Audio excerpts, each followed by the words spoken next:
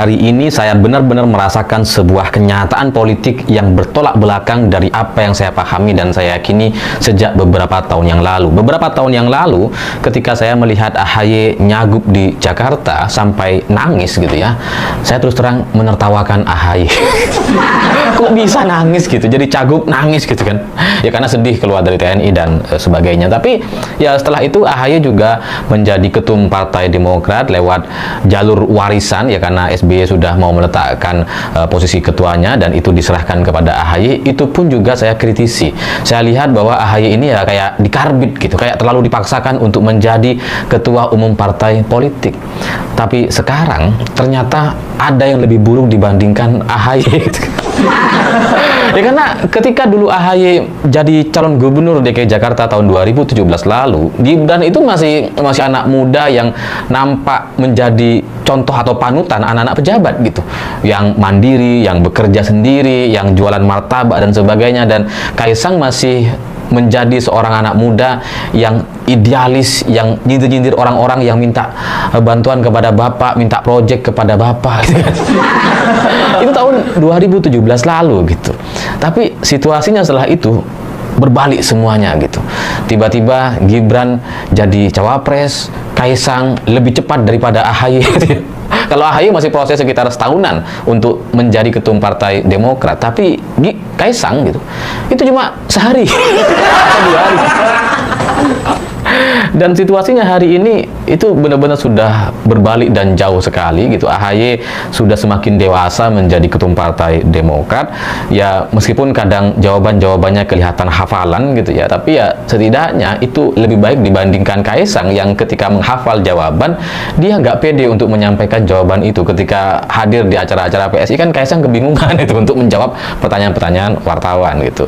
Yang paling mungkin bisa disampaikan sama Kaisang cuma nasihat soal pakai deodoran. Yang murni dari Kaisang, sisanya tuh kayak hafalan, dan Kaisang gemeter atau ragu-ragu untuk menyampaikan jawaban yang sudah ada dalam otak atau hafalannya gitu. Jadi AHY meskipun terlihat hafalan dalam beberapa kesempatan itu jauh lebih baik karena jawabannya tuh cepat, taktis, dan kayak natural gitu. Sementara Kaisang kayak masih gelagapan, masih grogi. Gibran yang dulu nggak mau berpolitik gitu ya, nggak mau ikut bapak dan sebagainya, tiba-tiba merusak proses demokrasi, mengubah undang-undang di MK hanya demi seorang Gibran gitu. Sehingga inilah yang membuat posisi Gibran dan Kaisang jadi terlihat jauh lebih buruk dibandingkan AHY gitu.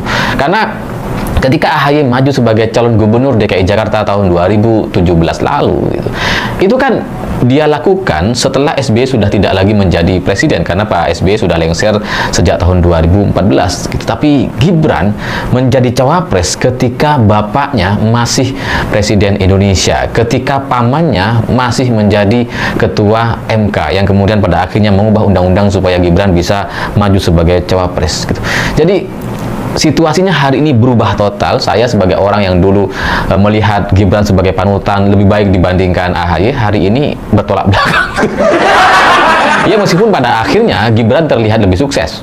Gibran berhasil memenangkan tiket cawapres terakhir di Pilpres 2024 lalu dan kemudian menang bersama Presiden Prabowo Subianto.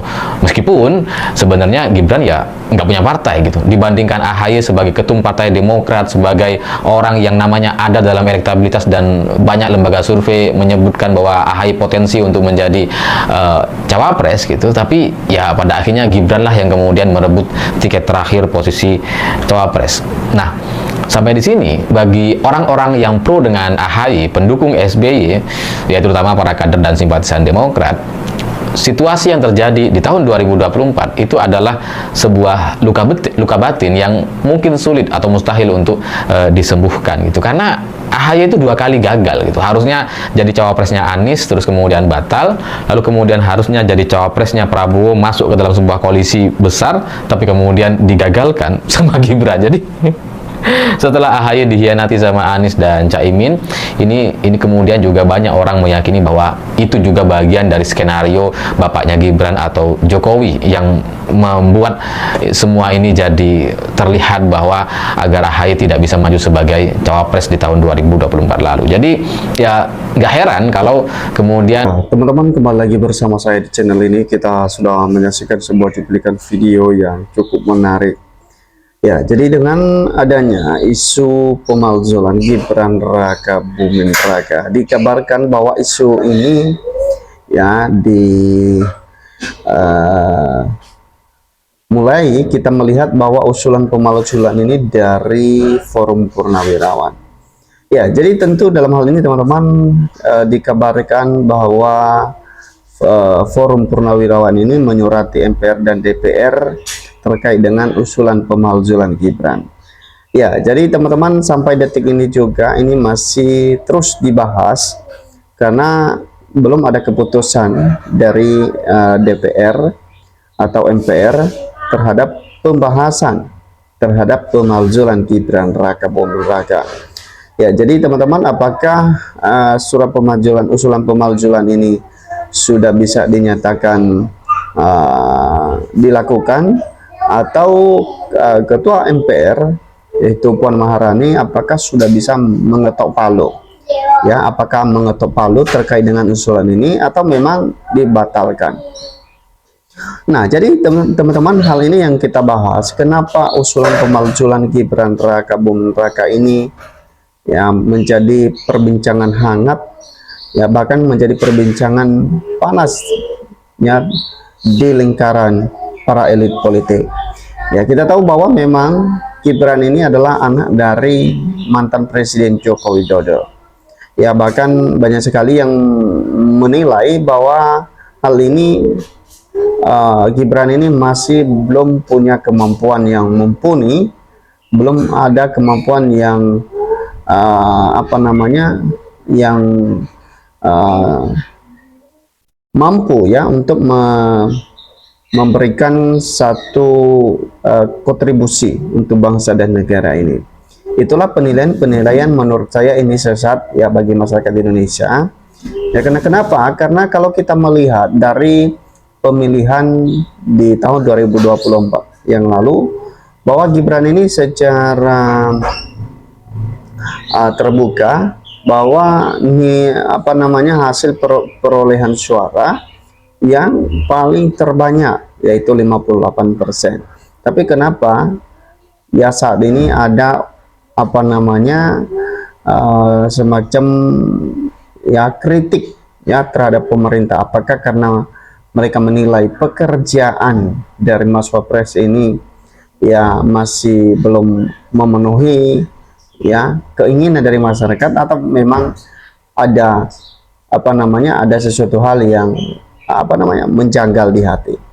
Nah, jadi teman-teman, inilah yang kita bahas saat ini, bahwa dari perolehan suara 58% dan ada masyarakat yang masih mengkritisi hal ini ya, diakibatkan apakah memang kecewa atau segala macam. Teman-teman, coba kita melihat. Ya, jadi dikatakan bahwa segera pemalsuan Gibran ini Wapres RI tak layak memimpin. Ya, tak layak teman-teman ya, padahal itu hasil dari 58% ya dari perolehan suara pada pemilu 2024 yang lalu. Ya, kemudian bahwa karena hasil nepotisme merubah aturan di MK, Gibran tak bermutu, tak berkualitas, hanya lulusan SMP, tidak beribawa, sangat memalukan rakyat Indonesia. Ternyata teman-teman, dari komentar Nurhan ini 3921 menyatakan bahwa Gibran ini tak bermutu, ya tidak berkualitas, dan hanya lulusan SMP. Ya, kita memang sudah melihat secara bersama-sama teman-teman terkait dengan gugatan yang dilayangkan oleh seorang warga negara Indonesia bernama Subhah Halal yang menggugat ijazah Wakil Presiden Gibran Raka Buming Raka ini di pengadilan. Ya, kenapa digugat? Karena mereka menilai bahwa ini belum memenuhi persyaratan ya terkait dengan ijazah penyetaraan Grand 12 itu Ya, hal ini digugat oleh bernama Subhan Palal di pengadilan. Itu pun sampai saat ini belum ada keputusan apakah memang benar Gibran ini tidak memenuhi persyaratan ya terkait dengan ijazahnya atau seperti apa. Ya, mungkin teman-teman nanti bisa berikan komentar Anda di kolom komentar ini. Ya, jadi dikatakan bahwa AHY jadi wapres otomatis meringankan tugas Pak Presiden Pak Prabowo. Jadi artinya netizen sudah mulai melirik ya Ketua Umum Demokrat yaitu AHY. Ya, jadi Tuhan yang memilih hati manusia. Siapapun wapresnya berharap orang yang punya integritas, bekerja untuk rakyat, tegakkan hukum untuk kebenaran dan keadilan. Oke, setuju AHY jadi wakil presiden, muka dan pandai berbicara, mantan TNI lagi berdiri, jasanya pasti asli. Kalau jenius mustahil hanya tamatan SMP di era teknologi digital saat ini. Anak petani, buruh, bahkan anak panti asuhan saja bisa sarjana S1, S2, bahkan S3. Oke. Bukankah pintar wibawa, tapi lihat hati, penghormatan, hati-hati Tuhan, lihat hati. Ayo cepat-cepat lantik wapres AHY. Tidak salah, tidak keliru, tidak memalukan, cepat dilantik saja. Ya, jadi ternyata teman-teman, ketika adanya usulan pemalzulan Gibran Raka Buming Raka ini, dikabarkan bahwa ya penggantinya yang disebut-sebut dengan AHY, teman-teman, bahkan masyarakat Indonesia sangat mendukung penuh terkait dengan hal ini. Mereka menilai bahwa Mas AHY ini mempunyai integritas dan mempunyai kemampuan yang mumpuni dalam membangun bangsa dan negara dan dalam membantu Pak Presiden Pak Prabowo untuk memajukan bangsa dan negara ini. Jadi itulah yang disampaikan oleh para netizen ya, bahkan nanti ditarung saja di tahun 2029 mana yang dipilih rakyat.